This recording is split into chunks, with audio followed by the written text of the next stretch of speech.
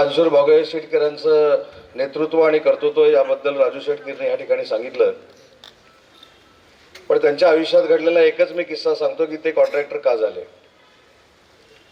Contractor म्हटल्यानंतर रत्नागिरीच्या अनेक माझ्या हितचिंतकांना क्युरियासिटी असते, कुतूहल असतं. कारण माझी देखील राजकीय सुरुवात व्हायच्या अगोदर मी देखील कॉन्ट्रॅक्टर होतो. पण ते कॉन्ट्रॅक्टर का झाले याचा एक फार मोठा किस्सा आहे राजू शेठ.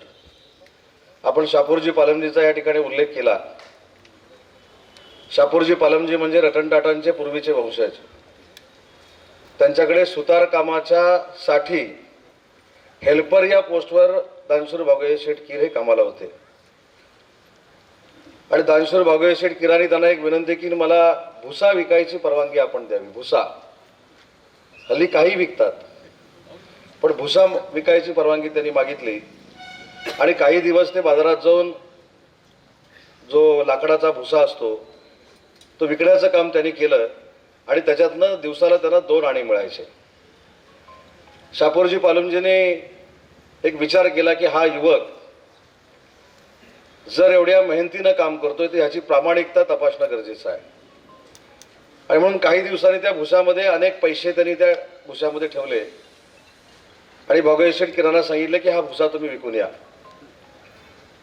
ज्यावेळी भाऊसाहेब शेटना कळलं की त्या भुसामध्ये पैसे ठेवलेले आहेत आणि ही कदाचित माझ्या प्रामाणिकपणाची टेस्ट आहे, त्यावेळी ते सगळे पैसे तसेच्या तसे त्यांनी उचलले, शापूरजी पालमजीकडे नेऊन दिले. आणि त्यांनी सांगितलं की मी एवढा स्वाभिमानी आहे, उद्यापासून मी आता भुसा विकणार नाही, पण तुमचे पैसे तुमच्याकडे घ्या. त्या दिवसानंतर शापूरजी पालमजीने ठरवले की हा युवक हा फार प्रामाणिक आहे, हा आदर्श आहे, हा संस्कारित आहे. आणि म्हणून त्यांनी त्यांना कॉन्ट्रॅक्ट द्यायला सुरुवात केली. कॉन्ट्रॅक्ट देता देता आज मुंबईमध्ये दादरची जी स्मशानभूमी आहे ही भाऊसाहेब शेटकीर यांनी स्वतः विकत घेऊन बांधून सरकारला दिली. एवढं मोठं दानशूर नेतृत्व हे रत्नागिरीचं होतं. आणि अशा दानशूर व्यक्तीचं स्मारक बांधण्याची संधी माझ्यासारख्या कार्यकर्त्याला मिळाली. राजू असतील, आमचे मुन्ना शेठ असतील, प्रसन्ना शेठ आंबुलकर असतील, बाबू शेठ भाटकर देखील आलेले आहेत, सुनील भोंगले इथे बसलेले आहेत. या सगळ्याच लोकांनी राजूच्या माध्यमातून माझ्याकडे मागणी केली. आणि मी त्याच दिवशी निर्णय घेतला की असं पुण्याचं काम जर माझ्या हातनं घडणार असेल तर त्याला मी निधी देणार आहे. आणि त्याच्यासाठी सुमारे 40 लाखाचा निधी देऊन आज हे स्मारक आपण या ठिकाणी उभं केलंय. परंतु ह्याच्यातनं अजून एक निम्म काम राजू शेठ राहिलेलं आहे. आज गारवे मुख्याधिकारी व्यासपीठावर आहेत. मी त्यावेळी देखील भाषणामध्ये सांगितलं होतं की त्याला लागून असलेली जी जमीन आहे ती देखील त्यांच्या म्युझियमसाठी देण्याची गरज आहे. कारण भाऊसाहेब शेटकरांना फक्त रत्नागिरीच्या कामापुरतं मर्यादित करून आपण उपयोगाचं नाही. आपण जर गेटवे ऑफ इंडियाला गेलो तर गेटवे ऑफ इंडिया कोणी बांधला, काय बांधला याचा इतिहास कदाचित आपण तपासून बघतो. पण जर आपण नरिमन पॉईंटला आलो तर आजही मुंबईला संरक्षण देण्याचं काम एका रत्नागिरीकरांना केलंय. हा अभिमान आपल्या सगळ्यांना असला पाहिजे. आज सेंट्रल बँकेची बिल्डिंग आपण जर बघितली, राजूने खरोखरच चांगला उल्लेख केला की 100 वर्ष पूर्ण झाली. अनेक अशा इमारती आहेत ज्या भाऊसाहेब शेटकरांनी बांधल्या. आणि फक्त मुंबईपर्यंत बांधल्या नाही तर काश्मीर ते कन्याकुमारीपर्यंत जेवढं दान आपल्याला करता येईल तेवढं दान देण्याचं काम देखील भाऊसाहेब शेटकरांनी केलं. म्हणूनच त्यांच्या नावाच्या पुढे दानशूर आलं. हल्ली अनेक स्वयंघोषित दानशूर भरपूर झालेत, जिल्ह्यामध्ये महाराष्ट्रामध्ये भरपूर झालेत. पण हे तसे दानशूर नव्हते. त्यांनी एखादं काम केल्यानंतर स्वतःचं नाव लावू नये ही भूमिका त्यांची असायची. आणि जर स्वतःचं नाव लावलं तर ते त्या संस्थेवर किंवा त्या नगरपालिकेवर किंवा त्या काम करणाऱ्या लोकांवर रागवायचे. एवढं मोठं नेतृत्व भाऊसाहेब शेटकरांच्या रूपानं रत्नागिरीनं या महाराष्ट्राला, देशाला अर्पित केलेलं होतं.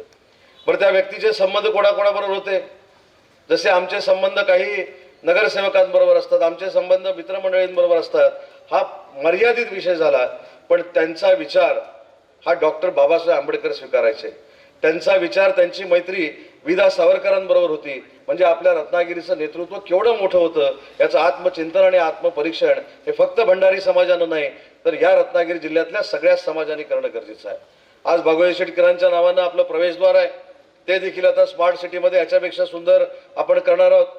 संत गाडगेबाबांचा आदर्श घेऊन भाऊसाहेब शेटकरांनी काम केलं. त्यांचं देखील पुतळा आपण बनवायला दिलेला आहे. ते देखील काम आपल्याला रत्नागिरीमध्ये करायचं आहे. भविष्यामध्ये रत्नागिरी ही पुतळ्यांची सिटी आहे, पुतळ्यांचं शहर आहे.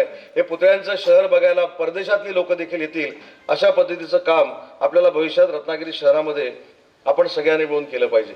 आणि म्हणून मला रत्नागिरीतल्या नागरिकांना अजून एक विनंती करायची आहे. आज स्मारक झालं, आज त्याचा लोकार्पण सोहळा झाला, पण ते फक्त टिकवण्याची जबाबदारी रत्नागिरी नगरपालिकेची नाही, ती आपली सगळ्यांची आहे, प्रत्येक नागरिकाची आहे. फक्त भंडारी समाजाची नाही, तर प्रत्येक रत्नागिरीमध्ये राहणाऱ्या प्रत्येक नागरिकाची जबाबदारी आहे की शिवसृष्टी देखील चांगली राहिली पाहिजे, संभाजी महाराजांचं स्मारक देखील चांगलं राहिलं पाहिजे, भागवत शेठ किरांचं स्मारक देखील चांगलं राहिलं पाहिजे. किंबहुना नगरपालिकेनं काम नाही केलं तर दर रविवारी येऊन आम्ही तिथं बघू, निरीक्षण करू, आणि जर कोणी ते घाण करण्याचा प्रयत्न केला तर त्याला देखील जाब विचारण्याची जबाबदारी ही फक्त नगरसेवकांची नाही तर आपल्या नागरिकांची देखील आहे. हे देखील भान आपल्या सगळ्या नागरिकांना असणं गरजेचं आहे, तरच ही स्मारकं टिकतील.